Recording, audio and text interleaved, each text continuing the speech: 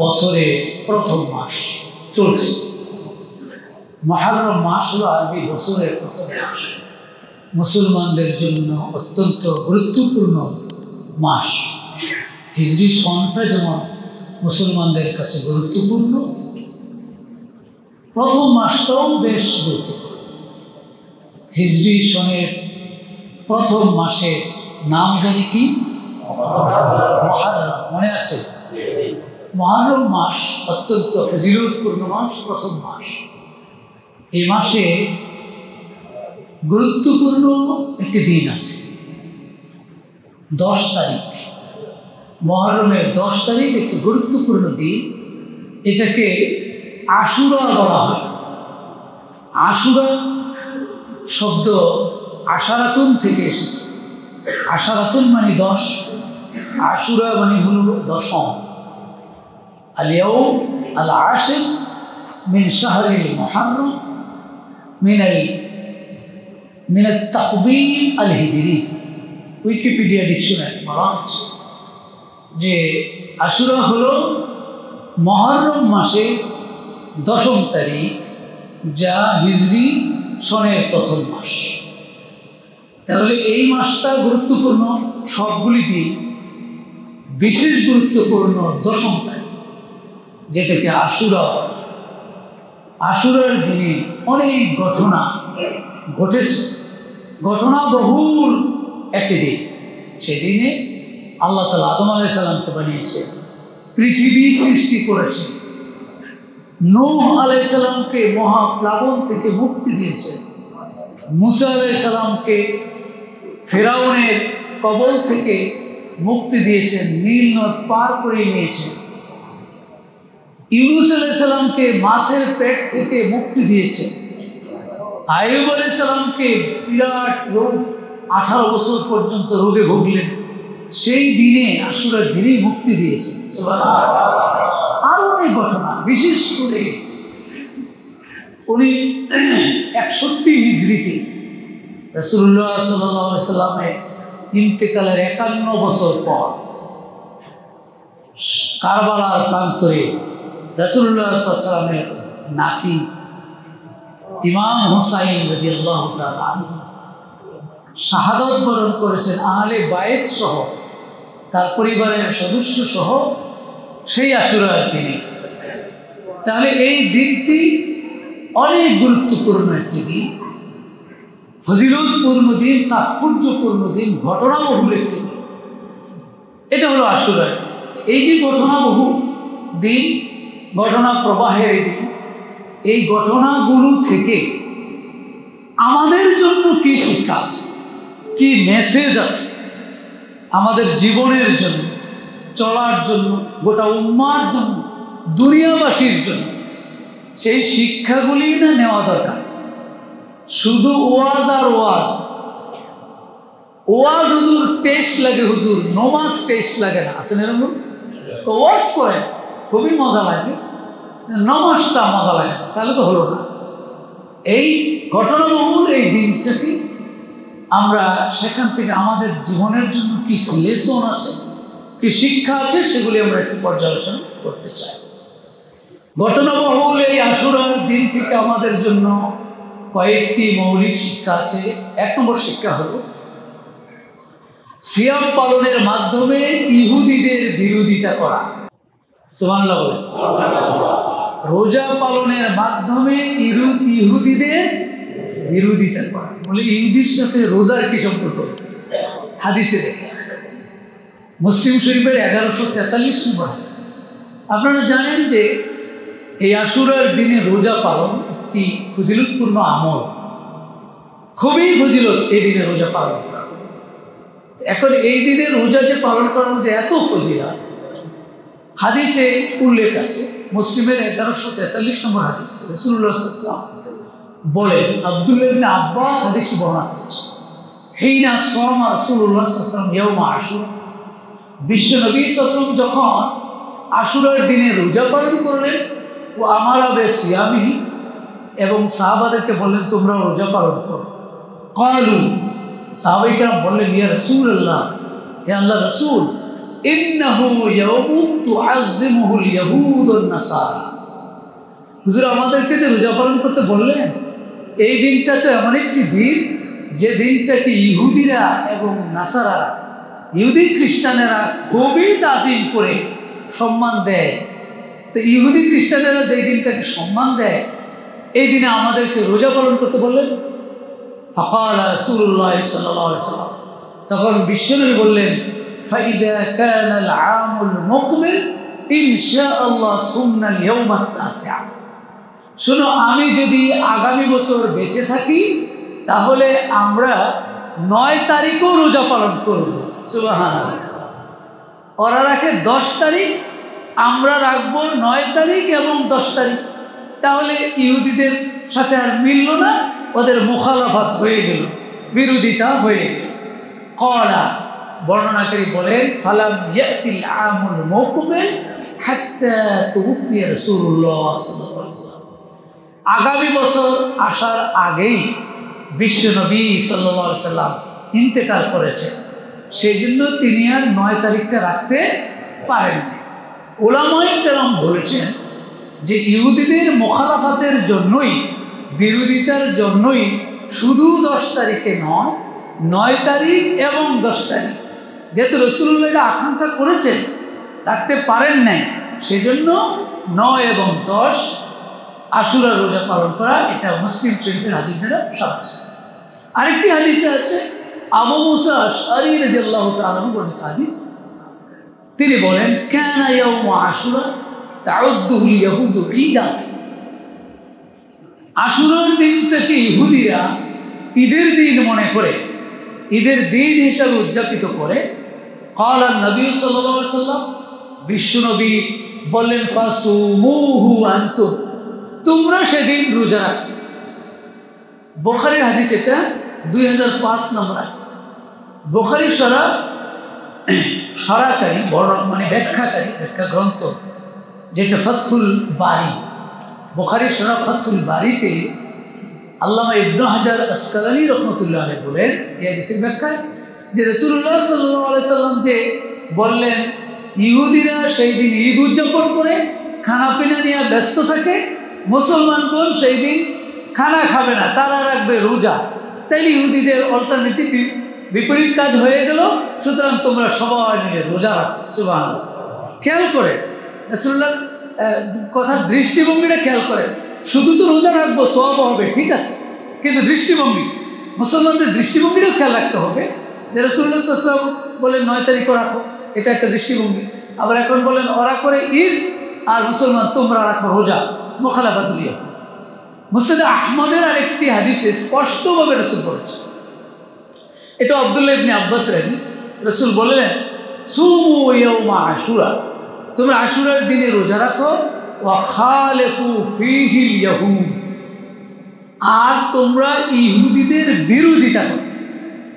আশুরার দিন রোজা রাখো, ইহুদিদের বিরোধিতা করো। কিভাবে? সুমু ক্বাবলাহু ইয়াওমান ওয়া বা'দাহু ইয়াওমান। এখানে আবার রাসূল বললেন 10 তারিখের আগে একটা রাখো, 10 তারিখের পরে একটা রাখো। তাহলে কয়টা হয়ে গেল?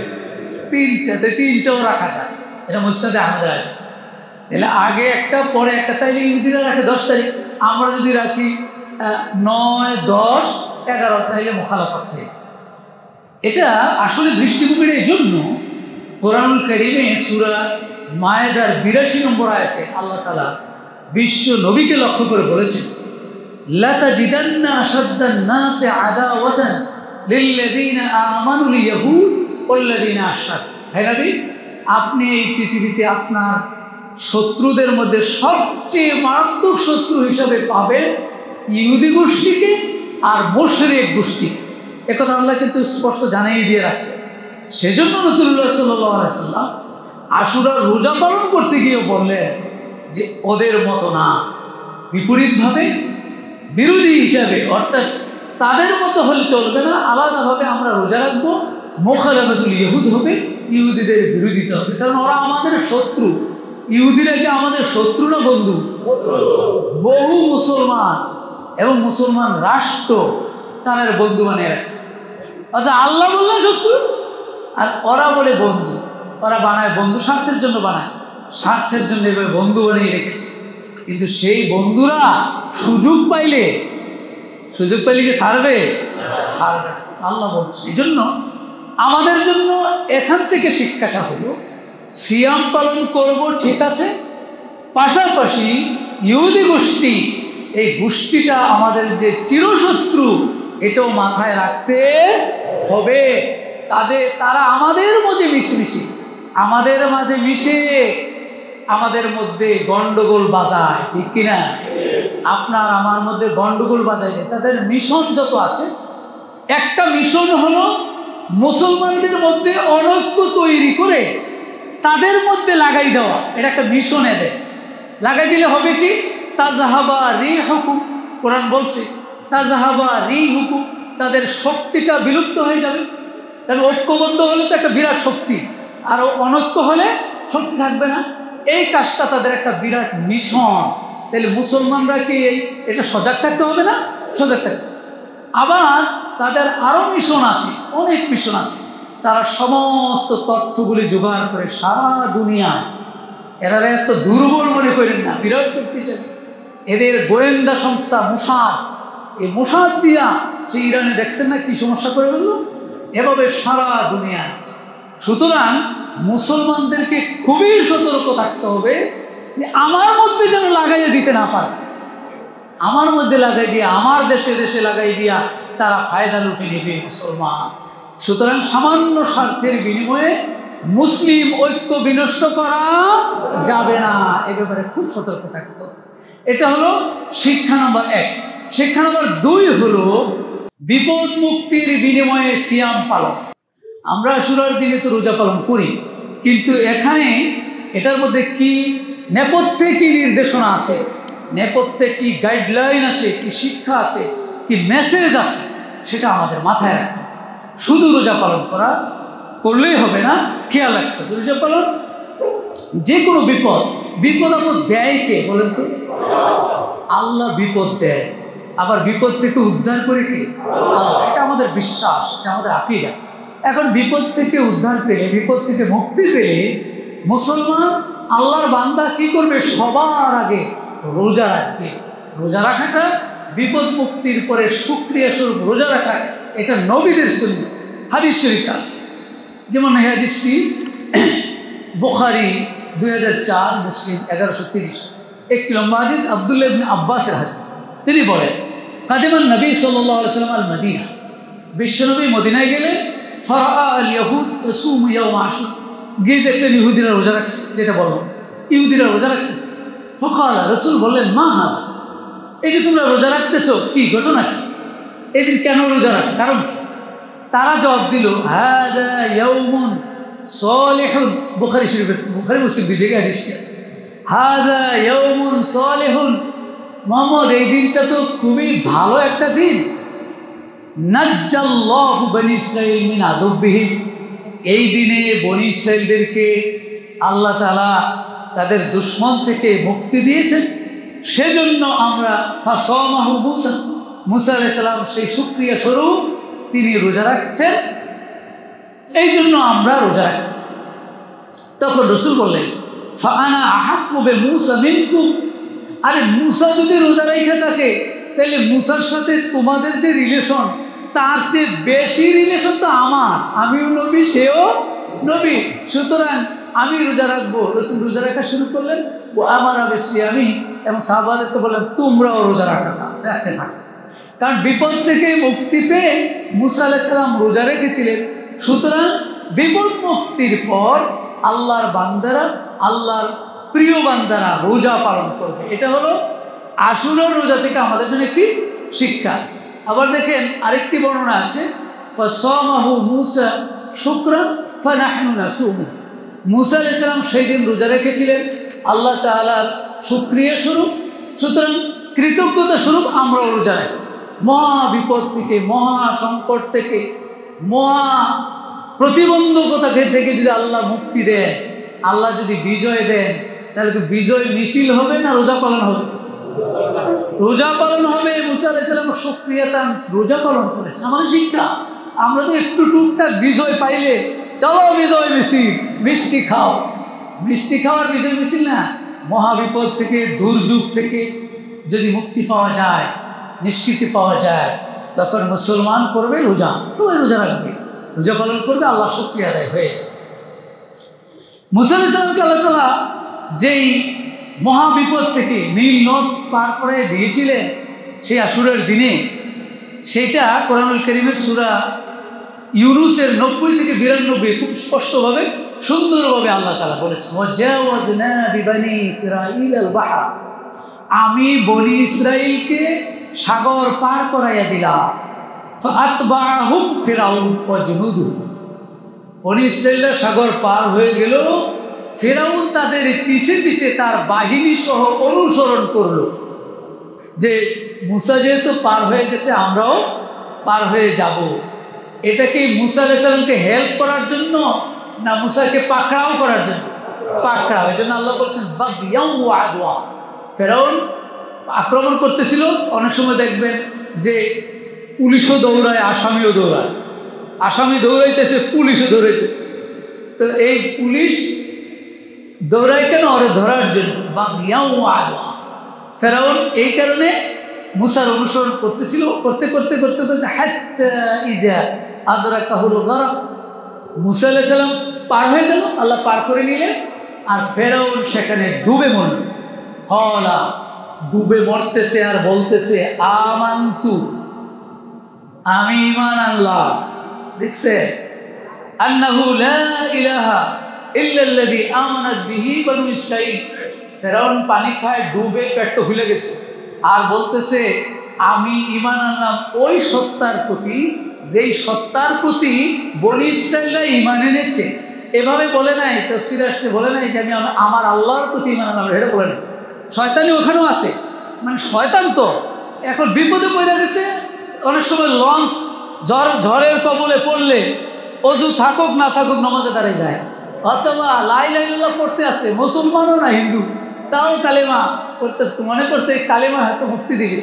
তো এখন সেই মুহূর্তে ফিরআউন কয় আমি ঈমান আনলাম বনি ইসরাঈলরা যার প্রতি ঈমান এনেছে, ও আনা মিনাল মুসলিমিন, আমি আত্মসমর্পণকারীদের মধ্যে অন্তর্ভুক্ত হয়ে গেলাম। আল্লাহ বলেন আল আন, আলান মানে কি? এখন। আলান মানে এখন। এখন ওকাদ আসাইতা কাবলু, তুমি তো ইতিপূর্বে আমার অবাধ্যতা আরোপ করেছিলে, অকুন্তা মিনাল মুফসিদিন, তুমি বিপর্যয় সৃষ্টিকারী, ফিতনা ফাসাদ সৃষ্টিকারী অন্তর্ভুক্ত ছিলে।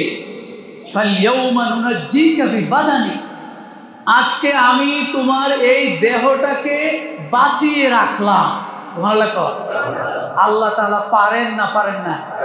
এখনো গিয়ে দেখেন মিশরে এখনো আছে, 4500 বছর আগের কথা।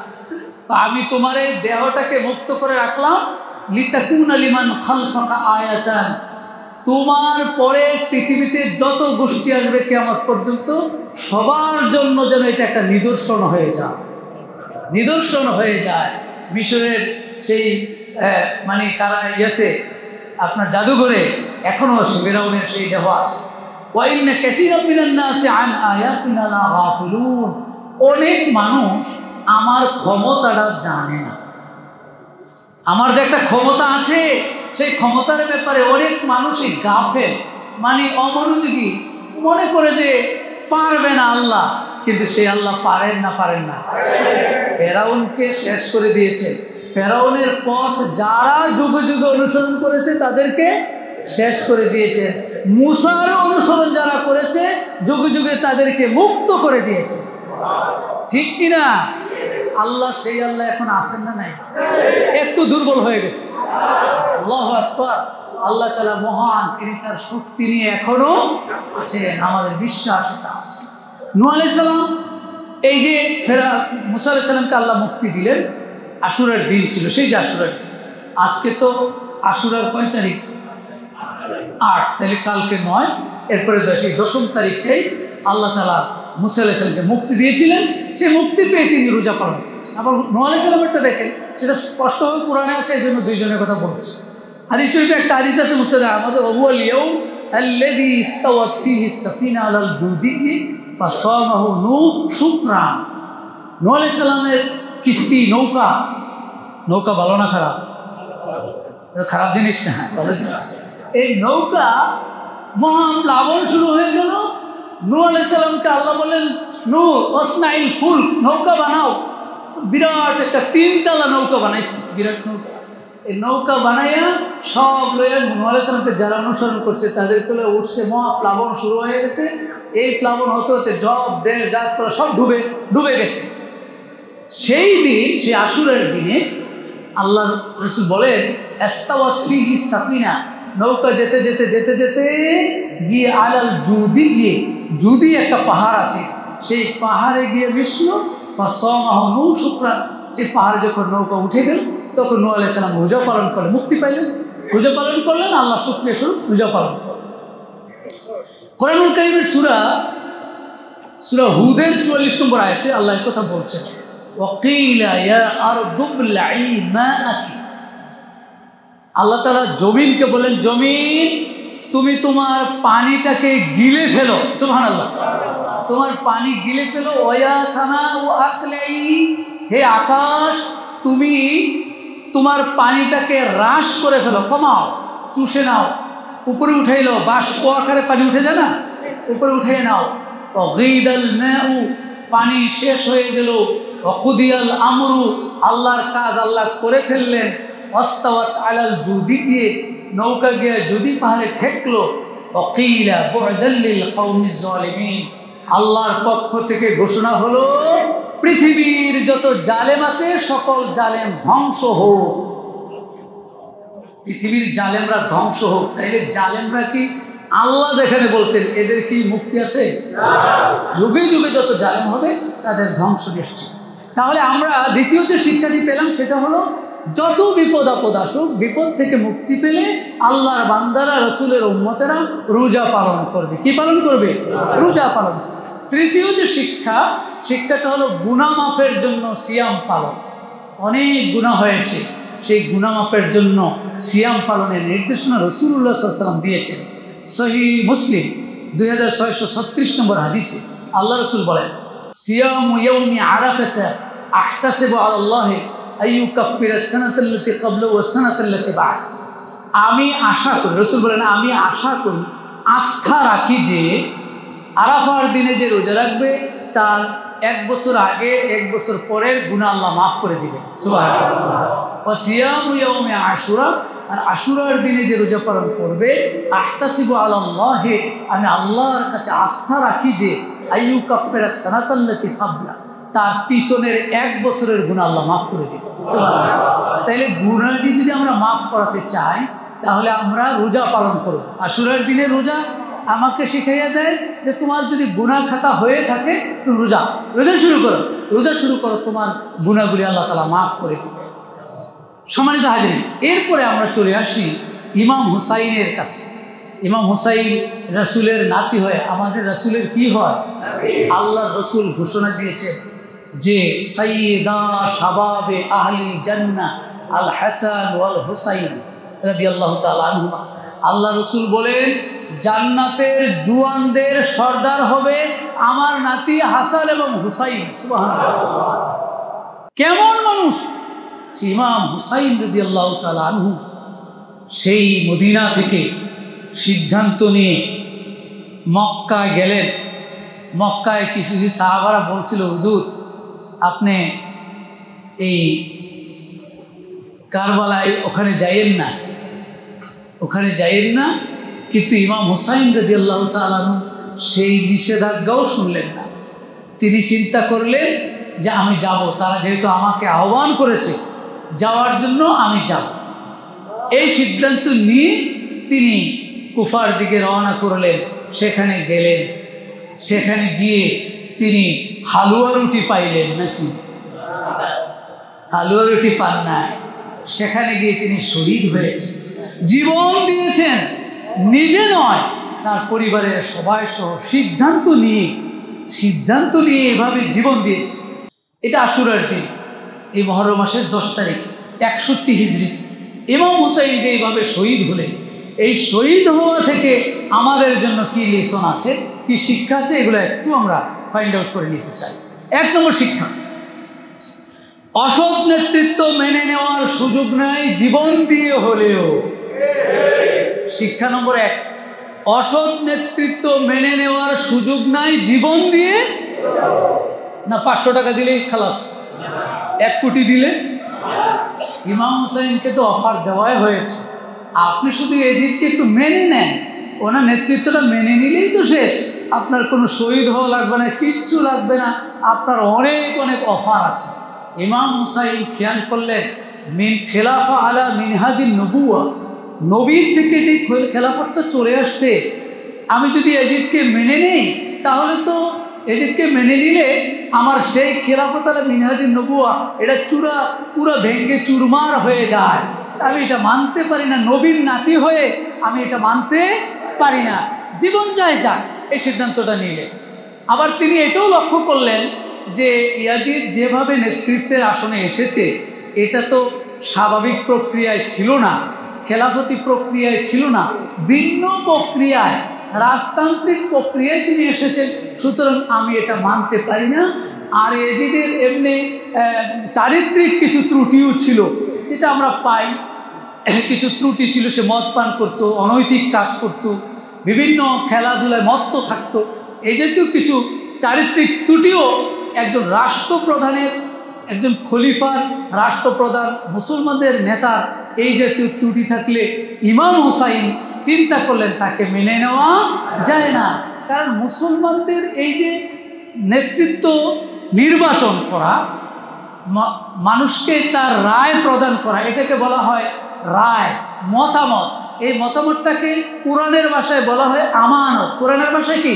আমানত।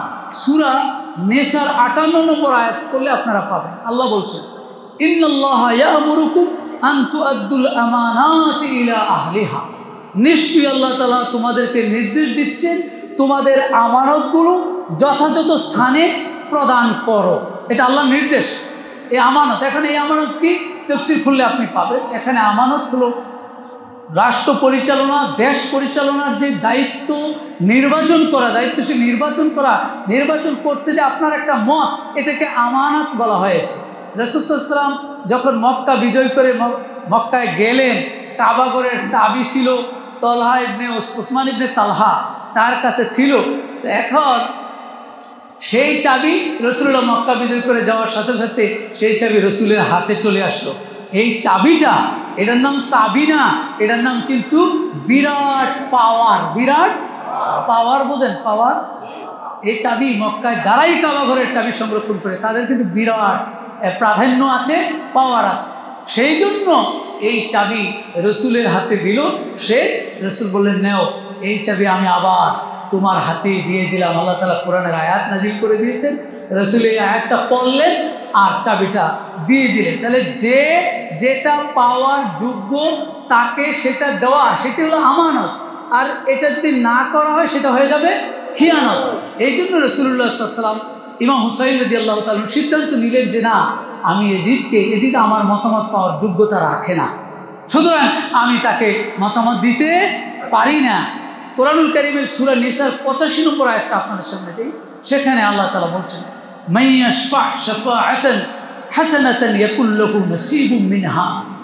আল্লাহ তাআলা বলেন যে কোনো ভালো কাজে কাউকে সহযোগিতা করে সেই ভালো কাজ করার কারণে যে সওয়াব হবে তার একটা অংশ তার আমলনামায় দিয়ে দেওয়া হবে।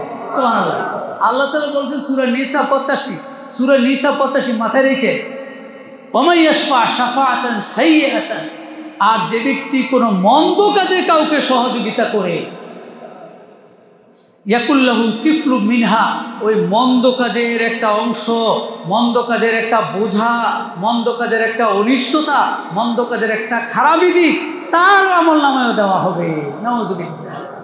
আমার মতামত পেয়ে কেউ যদি গুনার কাজ করে, সন্ত্রাস করে, দুর্নীতি করে, তাহলে কি শুধু সেই অপরাধী হবে না আমিও অপরাধী? কোরআনের আয়াত বলছে, কোরআনের আয়াতে কথা বলছে।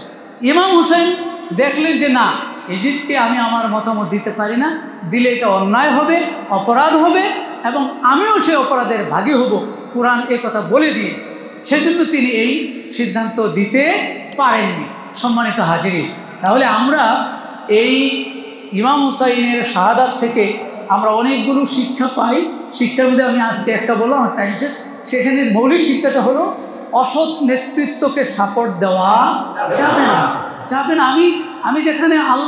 আমি যেখানে বারবার বলছি কোরআন শরীফ, মানে নামাজে দাঁড়ালে বলছি না বলবো আগে যে ওয়ানাতুরুকু মাইয়া ফুজুরু সূরা নাই, মানে দোয়াইকুনুতে আমরা প্রতিনিয়ত পড়ছি ওয়ানাতুরুকু মাইয়া ফুজুরু, আল্লাহ যে তোমার বিরোধিতা করে, যে তোমার কাজের অন্যায় কাজ করে আমি তাকে বর্জন করি। এ কথা কিন্তু নামাজে বলে গেলাম, আমি তাকে বর্জন করি। কিন্তু এই কথাটা তো থাকে না গিয়া, এই কথাটা যদি নাই থাকে তাহলে তো আমি মোমেন থাকলাম না। যে দুই রকম কথা বলে তারা জানি কি বলে না থাকে। এই জন্য আমরা চাই এই আশুরা আমাদেরকে মহান যে শিক্ষা দান করে, সেই শিক্ষাগুলি আমাদের জীবনে, আমাদের চলায় পথে সবসময় আমরা কাজে লাগাই, জীবনকে গঠন করে আল্লাহ তৌফিক দান করুক বলে আমিন। আসসালামু আলাইকুম ওয়া রাহমাতুল্লাহি ওয়া বারাকাতুহু।